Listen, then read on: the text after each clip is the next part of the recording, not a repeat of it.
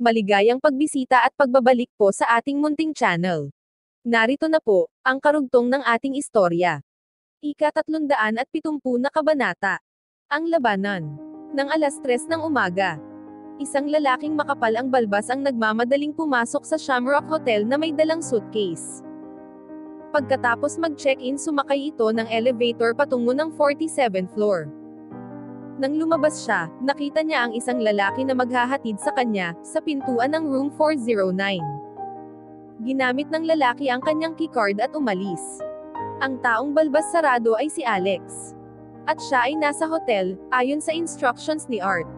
Pumasok siya sa loob, at nakarinig ng mahinang halinghing, at mga ungol mula sa loob ng bedroom.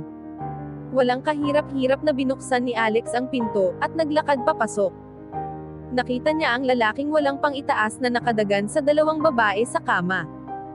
Nang makita nila si Alex na pumasok, ang dalawang babae ay mabilis na sumigaw, at nagtago sa bedsheets.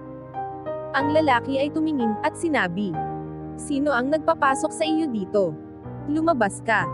Si Alex ay hindi sumagot, sa halip, ay tinanggal nito ang peking balbas, at ipinakita ang totoong pagkatao.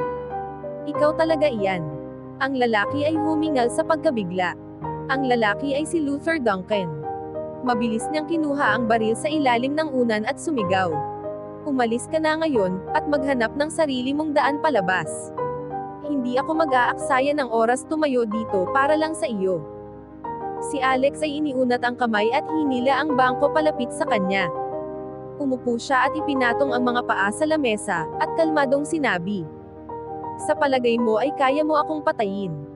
Kung madali mo akong mapapatay, pwede ka nang mag-relax. Gawin mo ito sa iyong oras at hihintayin kita." Si Luther ay umangil. "Alex, masyado kang bastos. Kahit hindi ako mag-abalang patayin ka ngayong araw. Isang araw ay pagbabayaran mo ang iyong pagiging mayabang ng iyong buhay." Habang nagsasalita, palihim niyang pinindot ang sensor sa kanyang kamay. Ito ay isang transmitter na maaalerto ang buong miyembro ng Blood Brothers gang na nagpapahinga sa kanilang mga kwarto, sa 47th floor. Ilang segundo lang. Ilang dosenang miyembro ang dumating sa kwarto, dala ang kanilang machine gun, at itinutok kay Alex. "Ngayon iniisip mo bang makakatakas ka pa?" Tumawa si Luther habang tumatayo sa kanyang kama, suot ang pang-ibaba lamang. Si Alex ay tumingin sa mga baril na nakatutok sa kanya at tumawa. Sinabi nito, "Talagang natatakot ka sa akin, kailangan mo pa ng maraming protection. Mayabang ka pa rin. Ang masasamang tao lamang ang hindi natatakot sa maraming baril na nakatutok sa kanya." Naramdaman ni Luther na sobrang kontrolado niya ang sitwasyon. Hindi niya inisip pa na makipag-usap kay Alex ng higit pa.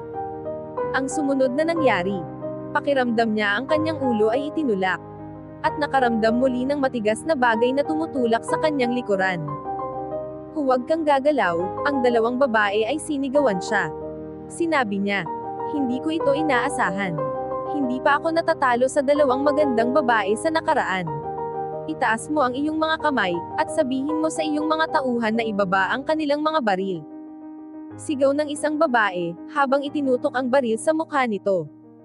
Ang dalawang babae ay hindi entertainer katulad ng iniisip ni Luther. Siya mismo ang tumanggap sa mga ito. Ang katotohanan, sila ay mga bayar ang mamamatay tao.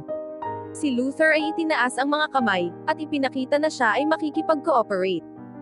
Ang kanyang ekspresyon ay sobrang kalmado, at tahimik na sinabi, "Narinig niyo ang mga babae.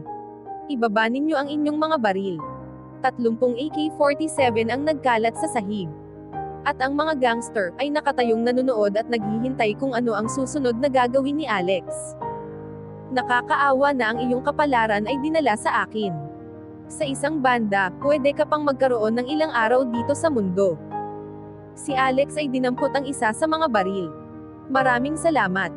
Pero kapag pinatay mo ako, ay parang inilagay mo na ang iyong sarili sa pila ng firing squad sa isa sa pinakamalakas na gang sa Amerika. Kahit na ikaw ang pinakamagaling na mandirigma sa buong mundo. Mamamatay ka sa loob lamang ng isang linggo," wika ni Luther. Hindi ako papayag. Mananagot sa akin ang lahat ng miyembro ng gang na lalapit sa akin. Kung ang inyong pinuno ay pupunta sa akin ng personal, Mananagot din siya sa akin, sagot ni Alex, habang hindi mapakali sa baril.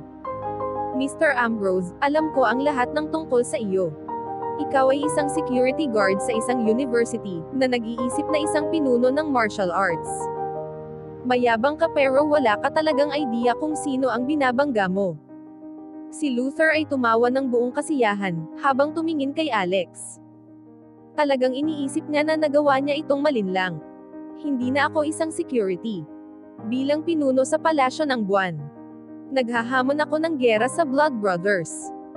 Sabihin mo sa iyong pinuno, na kung magdedesisyon siyang labanan ako. Ito ang pinakatangang desisyon na gagawin niya sa kanyang buhay, wika ni Alex at itinapon ang baril sa sahig. Ang mga miyembro ng Blood Brothers ay nagalit sa mga sinabi ni Alex. Walang naglalakas ng loob magsalita ng ganoon sa kanilang pinuno na si Tyson Slade. Ang huling pinuno ng gang na hindi gumalang sa kanilang pinuno. Ang katawan ng buong pamilya ng lalaki, ay itinapon sa Atlantic Ocean. Handa ka bang panagutan ang responsibilidad, tungkol sa iyong mga sinasabi, tanong ni Luther. Ang kanyang mga mata ay makinang, may halong takot at galit. Kumpiyansa na sumagot si Alex, oo sagot nito.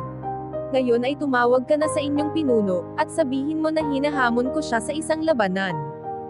Ang pinuno sa palasyo ng buwan, laban sa pinuno ng Blood Brothers. Sabihin mo sa kanya, kapag hindi niya tinanggap ang aking hamon, siya ay duwag. Ikaw ba talaga ang pinuno ng palasyo ng buwan? Curious na tanong ni Luther, habang maingat na tinanong si Alex. Narinig na niya mula sa kanilang samahan, na ang pinuno sa palasyo ng buwan, ay mula sa hindi kilalang martial arts mula sa New York.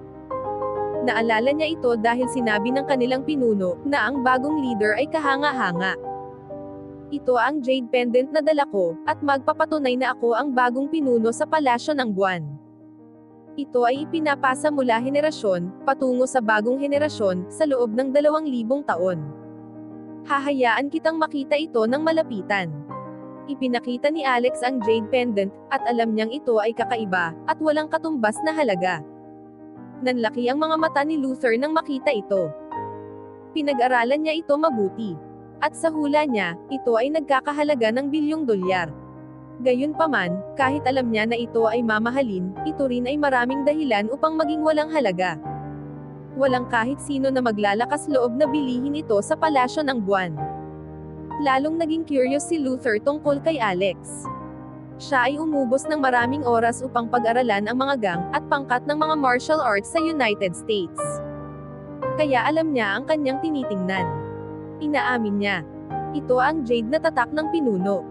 At mayroon itong pulang buwan, na hindi pangkaraniwan na simbolo ng palasyo ng buwan. Ang Blood Brothers ay pinwersa paalisin sa Baltimore sa atake ng ibang mga gang. At sa mga nagdaang taon, ang mga itinuturing na gang sa East Coast ay ang kanilang pinakamalaking kalaban. Nanguha sila ng maraming impormasyon, tungkol sa iba't ibang pangkat na nag-o-operate sa East Coast. At alam ang tungkol sa palasyo ng buwan. Bigla, ang babaeng nakatayo sa likod, ay itinutok ang baril sa ulo ni Luther, at sinabi, "Kausapin mo siya. Mayroon itong telepono sa kamay." Maliwanag kay Luther na hindi siya hahayaan na makaalis o lumaban, o gumawa ng kahit ano. Hanggang hindi natutulungan si Alex na maayos ang pakikipagharap sa Blood Brothers. Hanggang dito na lang po muna. Maraming salamat po sa pakikinig. Pwede po bang humingi ng subscribe? Bilang pagsuporta sa ating munting channel. Hanggang sa susunod po muli. Stay safe and God bless.